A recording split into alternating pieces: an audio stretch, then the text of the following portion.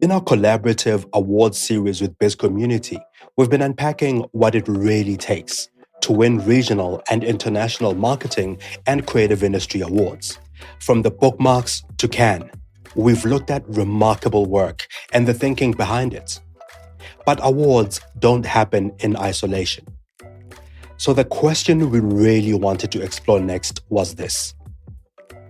What goes into client-agency relationships that consistently lead to award wins and real customer impact? In this episode, I co-host with the editor of Bizcommunity, Danette Breitenbach, as part of our ongoing collaboration focused on marketing, advertising, and creative industry awards. Our guests are Nomfundo Ndlangisa, the head of marketing and communications at Stellenbosch Business School, and one of the highest-ranked brand representatives in the IAB South Africa Bookmarks digital rankings, and Pareen Shah, head of data and analytics at Rogerwilco. In 2025, Rogerwilco and Stellenbosch Business School won 12 local and international awards for GEOFF, a generative engine optimization tool that responds to the way search and human behavior are changing. So we ask, what does it take to build and manage a relationship that delivers this level of consistency, innovation, and trust? We operate on a level where we're in a partnership versus just another supplier. So there's a lot of transparency in the work that we do. There's honest collaboration and there's trust. There's also always room for a little bit of experimentation. We find out how agencies and their brand partners know if something is a passing fad or a trend that will shift the needle. Digital marketing is changing, but it's changing because user behavior is equally changing. And how do we keep space for experimentation? It's mainly because we cannot keep doing the same things all the time. We do definitely optimization, but with the industry changing, with platforms changing, with user behavior changing, we have to move at that pace. And that's why we need to experiment.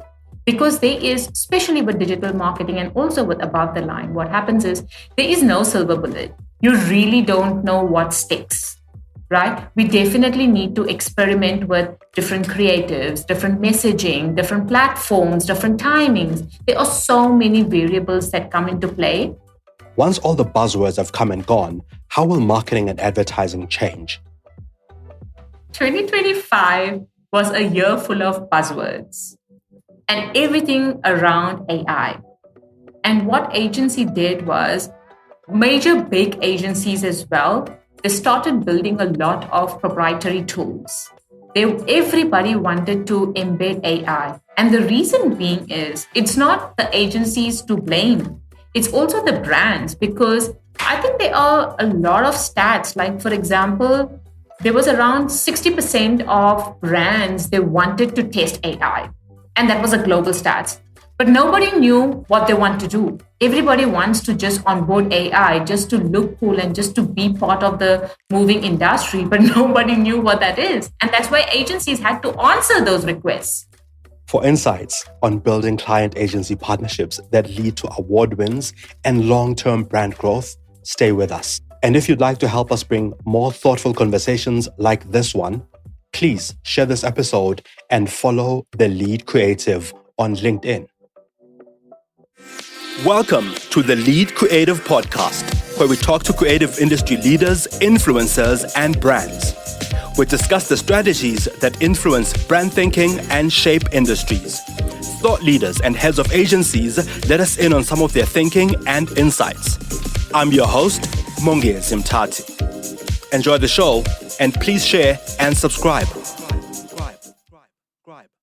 Nomfundo, congratulations to you on being the second top-rated marketing representative on the inaugural Bookmarks, Bookmarks listing.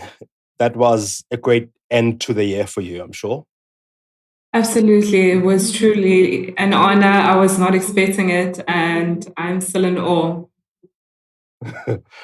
To start off, Nomfundo, there are many things that are happening in the marketing scene, from the rise of AI to GEO to this tool and that fed. How do you know that something is going to have real impact in the industry, or it's just a passing fad? You're absolutely right. There are so many trends happening at the speed of light.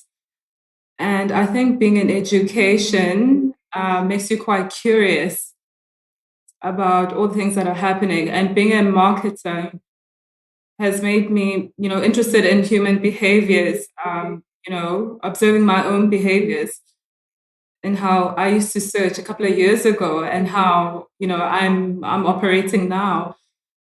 And also listening to the students, listening to the executives, the stakeholders, and actually really getting to understand to what is happening. I think that really grounds what we do in true human insight for us to make a true connection in what we do. So in terms of the trends, it's not all relevant, but just observing, how humans are behaving in order to make that meaningful impact and connection to them. Pareen, Nomfundo says, listening, remaining curious, checking human behavior, including your own. How do you know that something is going to have an impact in the industry, or it's just a passing fad?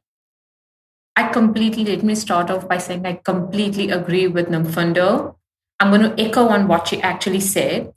As the head of data, of course, we definitely keep a tab on all the predictions for the new year, and we also keep a tab on the changes in the platform. But I do want to say that foresight doesn't just sit with these predictions. It also starts by noticing when familiar data and patterns doesn't make sense. And what do I mean by that is we saw this, we actually did a nice case study with iWise, and that is we started optimizing in platform, but then with changes, we see that the data doesn't make sense. It doesn't tell the same story. And that's where we start observing trends and patterns based on behaviors, based on what the data is telling us and where the trends are missing. And that's how we try and identify where's the next step and which one to leverage as well. I'll stick with you, Pareen. So for people who aren't deep in the analytics world, who don't really know what's happening in this space, how would you describe GEOFF, the platform that led to the many wins for Rogerwilco and Stellenbosch Business School? How does it differ from how people think of SEO, for example? I suppose behavior came in as part of it now in the conversation when I was asking that first question. How does GEO or GEOFF tap into human behavior today in different ways that SEO did? So for the listeners, let me just start off by saying GEOFF is basically just a proprietary monitoring tool. It's a RW designed monitoring tool. That's a short answer. But expanding on it, like Nomfundo also mentioned, where her own behavior changed, right? It is to no one's surprise that the way people have started searching and doing research has changed. Back in the day, we used to go to just Google search engines or any search engine and we used to type. But now things have changed. People have started using, I think 2025 AI was the buzzword, and generative search engines became like a big thing. We no longer talk of it as a platform. It's already like our day-to-day tool. So what we were speaking about trends also. So at Rogerwilco, what we actually started observing is that the search behavior started shifting. So what we did was in the initial stages, things were a bit blurred. They were ambiguous. So what we did was we started our own monitoring tool where we help understand and influence for brands like SBS, how do they appear in this generative search engines and how do they rank versus their competitors? So traditional SEO, you mentioned SEO. So traditional SEO was all about ranking on Google, whereas now GEO is about brands being mentioned, described, and recommended. So the AI has to recommend you. So that's where GEOFF came into being, where it would monitor these patterns. But of course, GEO, optimizing on GEO, it's a whole different science besides just this particular tool. Nomfundo, in the early stages of generative search, institutions weren't prepared for what was coming. We knew that people were using AI. We knew that people were using generative engines to start conversations, start search. So this technology was already in the back burner, already kind of changing human behavior. As a marketer who, to your point, is curious, keeps an eye on what's happening, keeps their head to the ground, how does that anticipation of a technology that's emerging, that's changing behavior, change how you brief or even collaborate with your agency as you do with Rogerwilco? I think firstly, with Rogerwilco, we have a shared purpose, which is to bring meaningful brands to life. We operate on a level where we're in a partnership versus just another supplier. So there's a lot of transparency in the work that we do. There's honest collaboration and there's trust. There's also always room for a little bit of experimentation, because once we get the results that we want, which we did consistently, we were very happy with how we were performing. But it was like, now what? So what? What else can we do? And having that trust with them enabled us to get to a strategic conversation. How do we prepare for this next wave of generative engine optimization? And so from that, having those kind of conversation, we were able to get to a place where we could collaborate and get to a place where the brief wasn't just to execute, but to think of us as a strategic ally. I get that. And I think sometimes with experimentation, sticking with this idea, I suppose, of experimentation, experiments are that, right? Like, I suppose it says so in the label, the experiment, you don't know what the outcome will be. How do you mitigate for that outcome, being that it's an experiment? I'll start with you on this one, Nomfundo. I would say that, there's 80% to do what we need to do, and then that 20% should always be there to experiment responsibly. And so for us, it allows us to do it quite responsibly, because we'll still meet our targets in what we need to do. But we're still also pushing the button to grow further and to take smarter risks and continue to being ambitious together. Pareen, on this idea of experimentation, testing, learning, again, I think to Nomfundo's point that, sometimes you need to experiment responsibly. How much of that, because, the industry is evolving so much, so quickly, especially in the space that you play as head of analytics, how do you make space and time, given that briefs, client work, all the things that need to happen as they do, but at the same time, you need to innovate to keep up with the industry? How do you make space for that experimentation?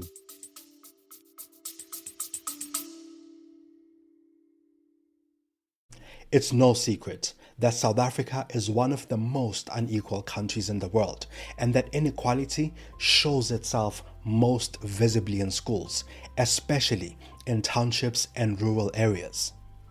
That's why, as the lead creative, we are proud to collaborate with Threads for iKasi, a foundation whose cause is close to our hearts. They provide school uniforms, dignity packs, and other essential items to children in under-resourced communities, helping them go to school feeling confident, with pride and dignity. On this show, we talk about how creativity and brands shape the world. Threads for iKasi does exactly that, shaping futures one child at a time. Because when a child walks into a classroom feeling confident, it changes everything. It changes how they view themselves, how they learn, and it transforms how they imagine what's possible. These are future leaders, future creatives, and future agents of change.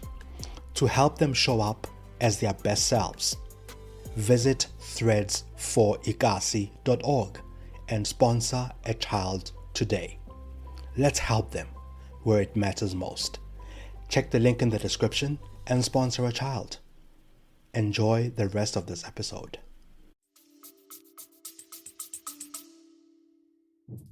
I love this particular question, and I'll answer your question, and then I want to also touch upon something else. How do we make space for experimentation? This might be a bit biased, if I may say, because I'm the head of data. Everything is data, right? If the data tells you something, like we try and identify trends and patterns as much as possible. Rather than just like descriptive data or descriptive analysis, we also try and understand what is the data telling you, what is it not telling you, and then where is it headed, tied along with the behavior patterns. Because digital marketing is changing, but it's changing because user behavior is equally changing. And how do we keep space for experimentation? It's mainly because we cannot keep doing the same things all the time. We do definitely optimization, but with the industry changing, with platforms changing, with user behavior changing, we have to move at that pace. And that's why we need to experiment. Because there is, especially with digital marketing and also with above the line, what happens is there is no silver bullet. You really don't know what sticks. Right? We definitely need to experiment with different creatives, different messaging, different platforms, different timings. There are so many variables that come into play. And then with things also changing, even if it's search engine, now people have started using ChatGPT. Then there is also AI overviews. But what type of searches do people search within each platform is also different. And for which brands it means, that's also different. So we definitely tie it back to doing our experiments responsibly and grounding everything based on the data and the patterns. It needs to be measurable. It needs to tell you a story. But all of this, and the second point that I wanted to highlight is that, trust me, all of this is only possible when the clients have that willingness to test different things. Like Nomfundo said, that they treat us as partners.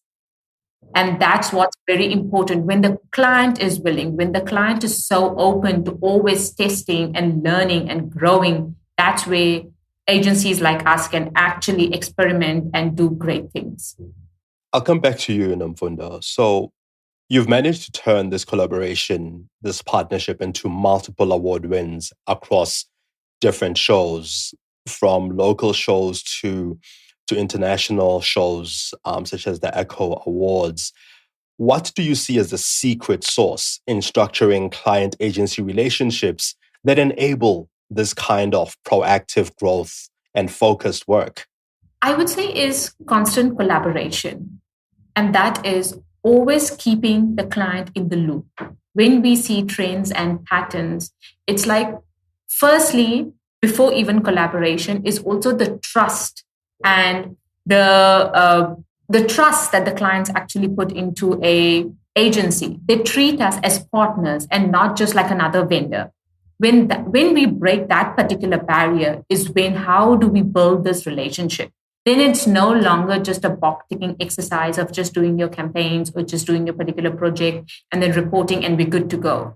But when you treat each other as a partner, when we share the same motto, because that's exactly what Nomfundo started her conversation with, Rogerwilco and SPS, we actually have a shared objective. When we have a shared objective, we work in the same direction. Nomfundo, just to bring you in here, from a client perspective, what needs to happen in the background? Because I think we underestimate what happens in the background to ensure that these partnerships deliver on what they do. Because you, as a client, have so many moving things, so many moving parts to ensure that campaigns, as opposed to the measurement part that we discussed earlier, campaigns meet the measurements and demands that you have, from registrations to international footprint. What's the secret sauce from your end on the client side that makes sure that these partnerships really work? I would say, Mongezi, the secret sauce, as you say, is that transparency is important. I need to be transparent about the brand and the business objectives and the priorities. And then Rogerwilco, as a partner, needs to I need to give them time to think, give them space to think. And they have to give me the same space and grace. And then they need to be able to push back. I push back and it's all transparent, and it's all from a place of us trying to get to a place better than where we are. And I believe that enables us to really co-create something that could be called a secret sauce, because it's built on that. Then we have the same values of having integrity, impact, and long-term growth for both of us. If you're enjoying The Lead Creative, please share this episode with your network and hit follow or subscribe. Enjoy the show. Pareen, I'll come to you with that particular question, because I think one of the things is that agencies tend to say we don't have enough space to think, or at least that's one of the things that sometimes industry insiders and outsiders tend to say, that there are so many things that are piling onto each other that, to Nomfundo's point, we don't have enough space to think. And it's this space to think that leads to sort of these innovations, this growth, these things that we are talking about, the award wins. How do you work alongside clients or ensure that that space to think is there? Because it's in those spaces to think that you find the white spaces, you find the unique opportunities. To be honest, in my personal experience, that space to think, it's quite a factor dependent on the client and the openness. If the client is very open and we share the same vision and mission, and the client is very, very open to testing and constantly learning, then the space to think automatically expands. Because then you move beyond the day-to-day and you start suggesting new ideas, because then that becomes a challenge. Like Nomfundo also rightly mentioned, that she pushes back. And that's exactly the point. When clients are that willing also to test different things, to be the pioneers in the market, to test new things and be the first to learn something, then the space to think automatically expands. As opposed to, I do understand that at times when time is crunch, when dependent on the industry, if you have to stick by the rules, because for many a times, brands themselves are tied because they have to conform to the global norms, to the brand guidelines, and then that space to think is limited. But as an agency and being into this particular industry, which is digital marketing, I think test and learn is a key thing. For every agency and every client, if they adopt a test and learn attitude, then definitely it's a for away. Those are the brands and agencies that win. I want to come back to you, Nomfundo. So the space that you occupy, where business schools play, is highly competitive, because it's you are competing for a very sought after audience, a very sought after group of people that you're targeting with your message, and it becomes highly competitive. How do you, as Stellenbosch Business School, feel like you stand out in this digital space, and what does that mean for your overall marketing when you do, as you did with the recent awards that you've been winning? Yes, Mongezi. The environment that we compete in is extremely competitive due to COVID. We're competing with global partners now. It's not just about rankings anymore, but it's really about relevance. So it's really important for us to cut through the digital noise via understanding the real human intent. So what are people actually searching for? What are they questioning? What are they aspiring to? It just doesn't start and end with that we are globally accredited anymore. So instead of us just broadcasting to our audiences, we really try and meet them where they are. And that's really important for us. So it's also about us really being authentic in how we tell the story of Stellenbosch Business School. And so our credibility, our empathy, and the innovation that we are able to get to with our partners actually helps us to get to the next level in terms of building our enrollment, our reputation, and our long-term brand equity. I think so. For our listeners out there, you may keep hearing me asking for Danette to come in. The internet gods and the power gods are not with us today, or at least aren't playing nice with us today. So we keep losing Danette, and as and when she comes in, she'll keep asking her questions. And for the moment, it seems as though we've lost Danette again. So as Danette comes in, we'll continue the conversation, and she'll jump in with her questions as we have been as part of this series. Pareen, I'll come to you. You mentioned data a bit earlier on as one of those things that give you insight into what's happening with human behavior, into what's happening in the industry, into how to, I suppose, change or transform strategy. How does the industry translate this data into insights, into a narrative that helps the client feel confident about trying something new, about trying a new innovation? How do you translate that for a client? They say beauty is in the eye of the beholder. I say that data is also in the eye of the person reporting. And what do I mean by that is it's also how you interpret that data, right? There are so many signals, there are so many data points out there, but which one to capture and which one resonates is very important. And now with AI, like the quality of your data is also very important. So broadly, if I have to just categorize, when we have any set of data, I would categorize it in two broad categories or signals. One would definitely be the performance metric. So whatever you are doing or any project or anything that we do, it has to have like a KPI. We need to work towards an objective. This is also a bit contradicting because then when we started with GEOFF or we started with GEO, we didn't really know what are the key metrics we needed to keep an eye on or what are the metrics, comparable metrics. But I think the bottom line that I'm trying to make is that whether it be new or a old service that we are testing, we need to have something in mind towards what we're trying to achieve, right? And that's where I call it as a performance metric. But the second type of signal that we try and keep a tab on from regards of data is the learning signals. Because the performance metric is definitely going to give you like your descriptive analysis in terms of what has happened and what we've done so far.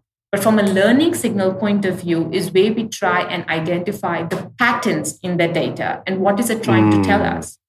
For example, if there are topics like a GEO will definitely tell you where your brand is ranked, or from an SEO perspective, also which particular brand has a share of search. But then from a learning signal, it will also, the data will try and tell you what topics, like the behaviors that we were talking about initially in our conversation. Yes, That's those learning signals that you need to identify in the data.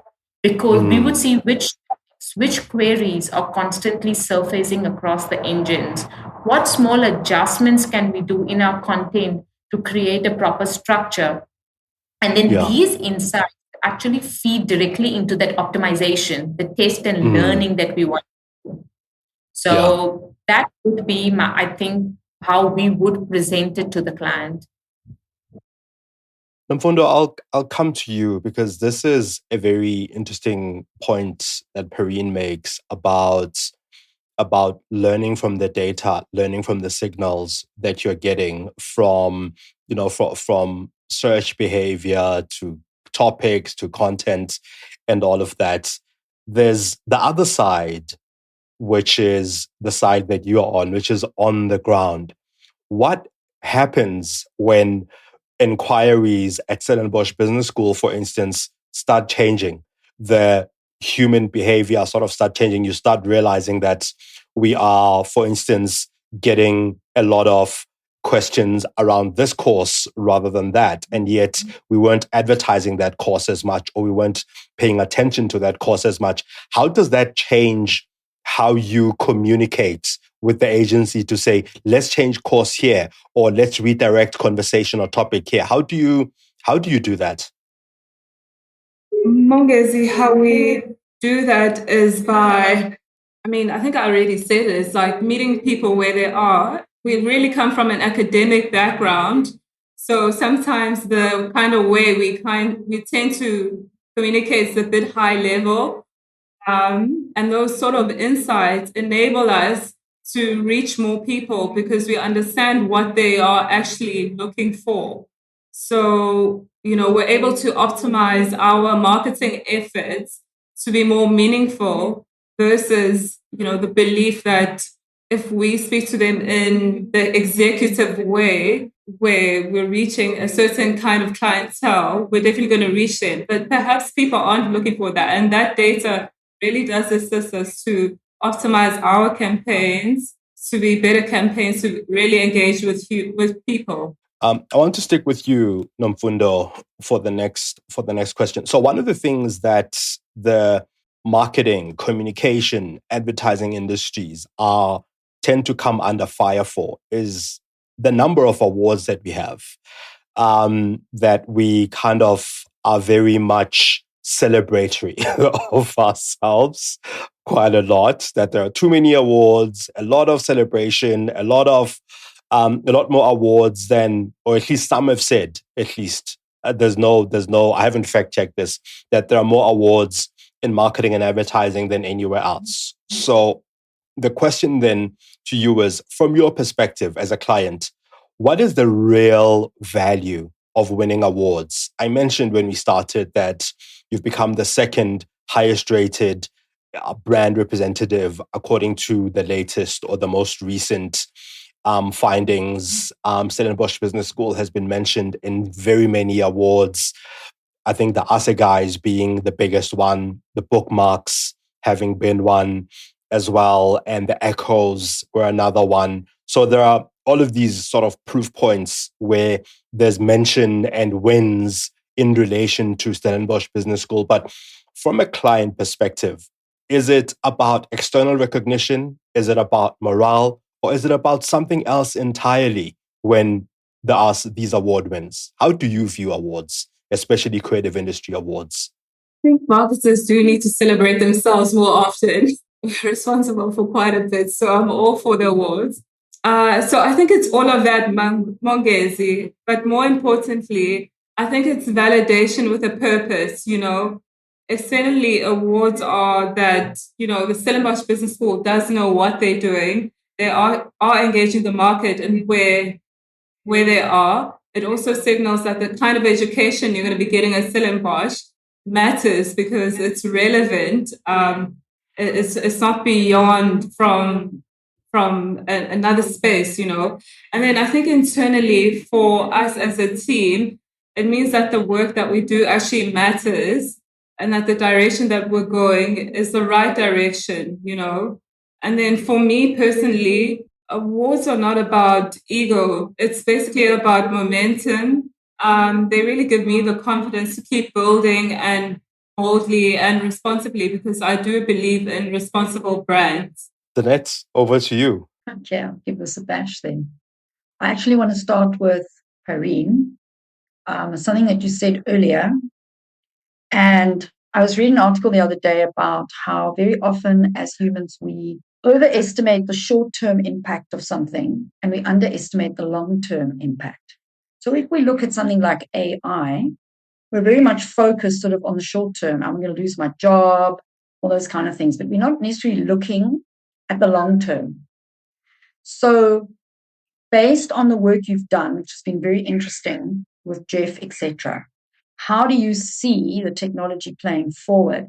And how important is it to be allowed to fail as you go forward and experiment? I think there's so many factors to that one question that you ask. What I'm going to answer in terms of short term and in terms of long term, that is with AI, what is happening is definitely there has been a panic, or initially, at least in early 2025, there was a bit of panic in terms of people losing their jobs. But I think throughout the year, it gave people enough time to warm up to that idea that AI is here to stick, right? This is going to be a long-term game. So people had to quickly adopt and adapt to new skills.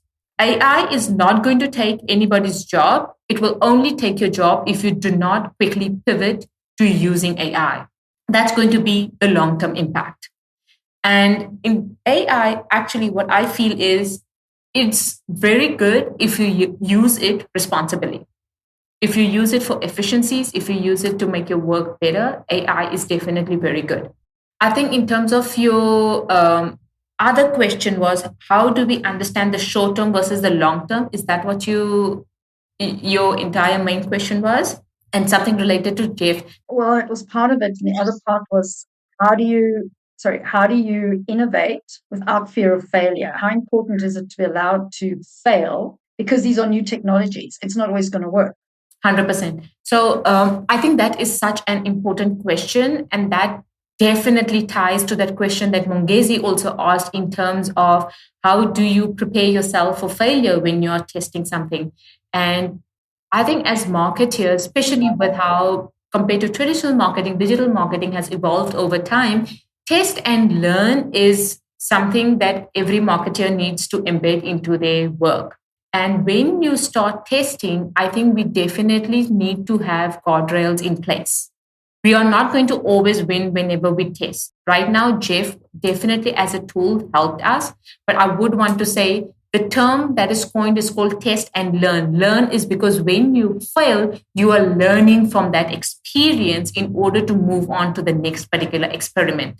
And that's what Nomfundo also said. When we actually experimented, or when we started with GEOFF, what happened was it was a road that we embarked upon which nobody ever walked before. So we never really knew where we headed. We definitely tested this new particular tool. We definitely tested how people are searching, but we did that responsibly. And that was done also through constant collaboration. The fear of failure doesn't mean we shouldn't be testing. We definitely need to test. But I think a constant tab on what you're testing when it's something new will help us fail. Like the magnitude of the failure wouldn't be as deep. Okay. Just staying with you for the moment, we have seen agencies developing programs and products, etc., throughout the years.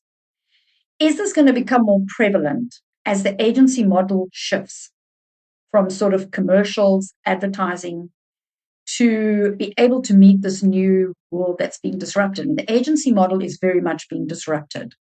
So how do you see this going forward? Do you think it will be more product-based, service-based? Just an opinion on that. I love that particular question. And I don't know, I might be in trouble if I have to answer it honestly, but what the heck, I will answer it to my opinion. And what I feel is, especially last year, right? 2025 was a year full of buzzwords and everything around AI.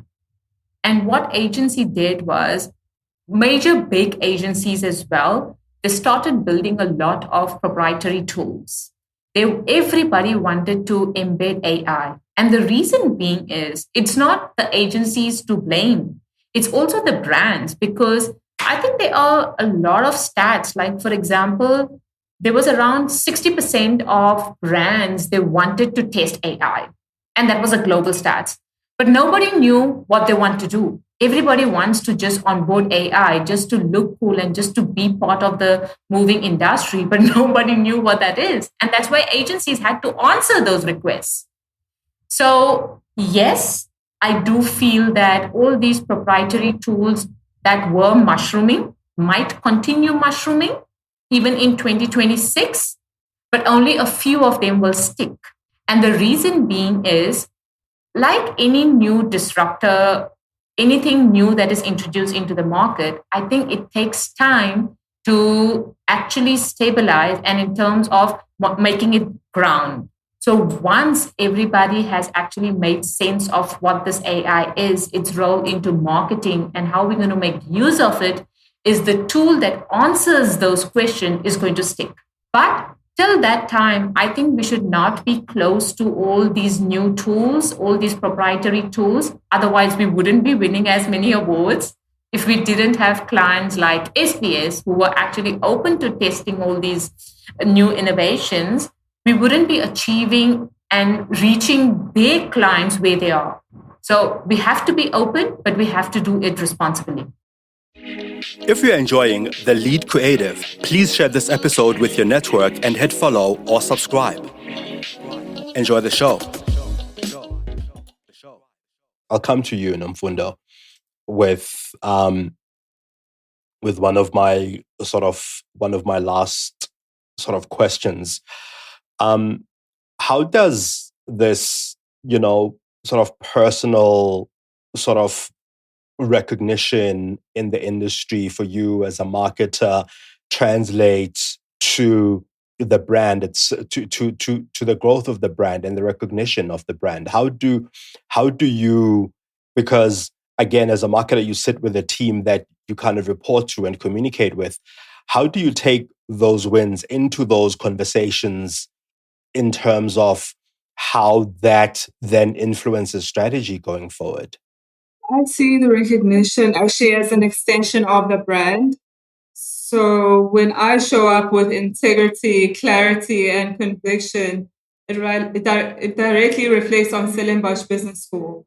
So being recognized, it's about what I represent, which is a brand that is thoughtful, collaborative, and a serious impact. So that recognition builds trust in that market, and it actually signals that the school doesn't just do good work academically, they're also in the industry meaningfully. So that trust is everything in education and leadership, of course. And ultimately, my goal is always the same. It's to serve the brand, the students, and the future of responsible business. So it's not personal recognition per se. It just helps strengthen that mission.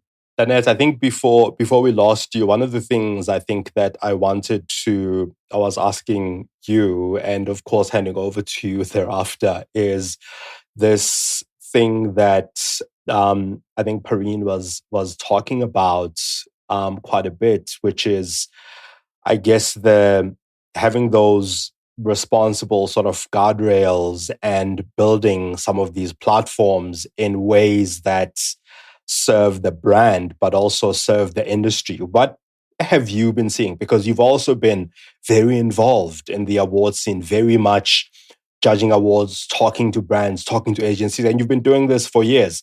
How has 2025, coming into 2026, changed how there's an expectation almost to build platforms? I think Pareen is very right that last year everyone was jumping on the bandwagon. And I think now we sort of come back down to earth a little bit. And now we're starting to ask those questions, those ethical questions. There was an article on Biz the other day about influencer or influencer marketers who are not real. They are AI generated. And they are going to be used to influence people to buy brands, for example. Now, how do we make sure that that's ethical? There's a really nice one that was done by the SPCA, and there's a puppy influencer. But that's very nice, and it's very above board, and it's ethical, and the puppy influencer is there to help raise money for the SPCA. I think VML did it. It's a really great little campaign. But what happens when it's not that ethical? What happens when it's giving wrong advice? So I think we're going to see a lot of that happening. And I think we're going to see more award ceremonies having to recognize AI. And how do they do it? How do they recognize it in the process of agencies? How do they recognize it when it actually is almost cheating, And how do agencies recognize it? I've heard of a case where an agency was asked, how much of your work is now AI? And that needs to come off our bill or be halved, for example. So we are seeing a huge change happening. Agencies are going to have to relook at how their model works. And I am a little bit concerned because it reminds me of print. The print model worked in a certain way and suddenly it disappeared when we got social media. The agency model, now we have AI. So I can do anything myself, really. And at half the price or less. So how do agencies make sure they don't become like print and reinvent themselves? So I think that's what this year is pointing towards. That's my prediction, just by reading and looking what's happening. Not very positive, I'm afraid. But then again, it will separate, as it always does in an industry, the winners and the losers. I would like to ask Nomfundo a question. Sure. Maybe it's something we can investigate further on the Lead Creative podcast, and we can ask some experts what they think as well. It's probably going to be an interesting topic. But I was hoping to ask Nomfundo a question, because I had a look, and well done, congratulations on the award. But I see that you worked at Woolworths, Mr. Price, Brown-Forman, and these were a lot of retail brands, and now you're working in a really different space. And I just wondered how the lessons you learned in the retail space can translate into this academic space, and what are the different challenges that you had to meet in your role. If you could maybe just tell us a little bit about that. Yes, you're just taking me back to memory lane. Yes, I did start off in retail, and then I moved on to liquor. I was in the liquor business for a long time. And while I was at Woolworths, I was actually looking after the good business journey, which was very much the beginning of sustainability and responsible business. And then when I moved on to Brown-Forman, which is Jack Daniel's, that was actually also very much a responsible brand and making sure that liquor is sold in a responsible way. So all these learnings that I've gathered from these past companies have just shown the importance of how we need to be marketing quite responsibly. And it's funny that you were mentioning responsibility in AI, because as Stellenbosch, we are looking at that. And, we are also in a space where, from an academic point of view, AI is making a huge impact. Universities can't keep up with it. We don't know how we're going to navigate the AI world. And by the time things come up in the learning environment, it's already changed already. So for me, working all these different spaces, it's just shown me how it's important as marketers and actually advertisers to focus on marketing responsibly, especially now also with AI and all the different changes that have come. So yes, that's what I picked up. Thanks for that. I think this is one of those things that's becoming a huge thing. Being responsible, not just responsible with AI, but responsible in how we communicate as well.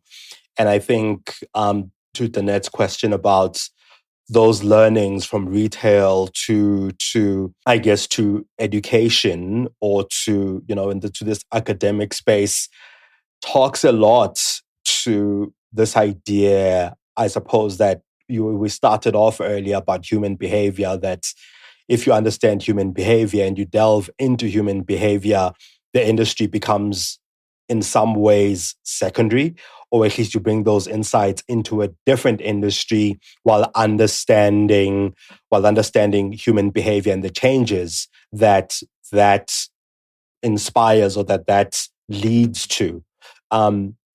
I think so. As my closing question, I'll come to you, Pareen. So we usually have a question where our guest passes the mic to our next guest. And one of our previous guests was Tami Majola, the executive head of brand and communications at Vodacom. And the question he asked is related to what we were just talking about now. And the question he left was, how will marketing remain relevant without AI?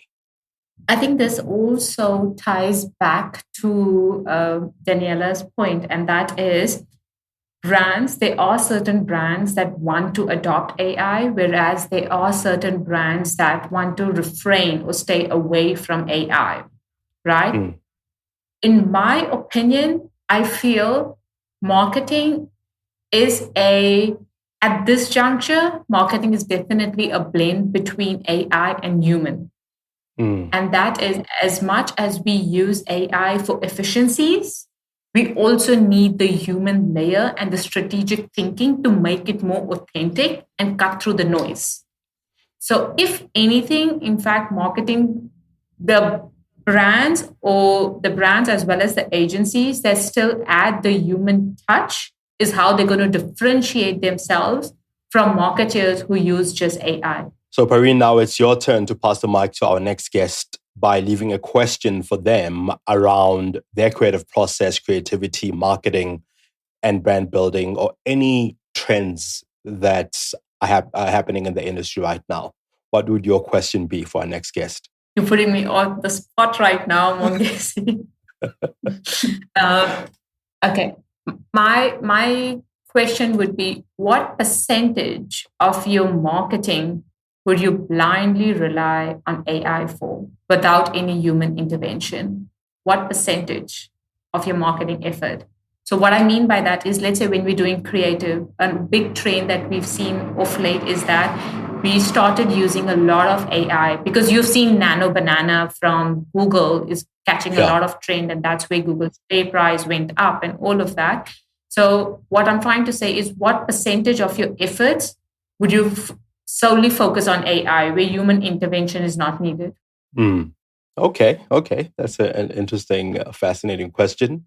Nomfundo, I'll come to you now with your pass the mic question. So one of our previous guests was Gillian Rightford, the FE South Africa lead and ACA executive director.